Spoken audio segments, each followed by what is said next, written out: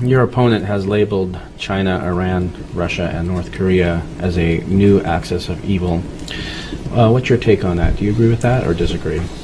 There aren't any of those countries who I admire their governments. I'm not sure they're coordinating as an axis of evil, at the moment.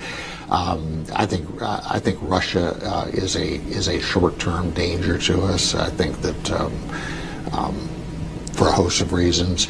China I see a little differently, where I think that could go either way. They either could become an enormous economic partner and beneficiary, or they could become an enemy.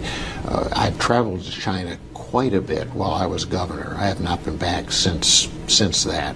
And one of the things that really struck me is that China for most of the last couple of millennia has been the dominant economy in the world. They haven't been for the last couple hundred years. It was clear to me they had every intention of being the dominant economy in the world again. And I also think we have plenty of tools today to compete with them for that honor. I don't think the 21st century is going to be the China century necessarily, unless we withdraw and allow them to do it. One of the mistakes I think we've made is this whole rejection of the TPP, the Trans-Pacific Partnership.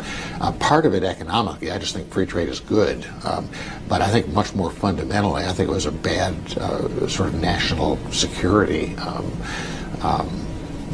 decision, simply because if you're going to be in this kind of an economic competition with China, who's certainly a formidable competitor, we are dominant at this point in that part of the world, a rapidly growing part of the world. I have no idea why we would cede that economic dominance to China for some local political kind of thing.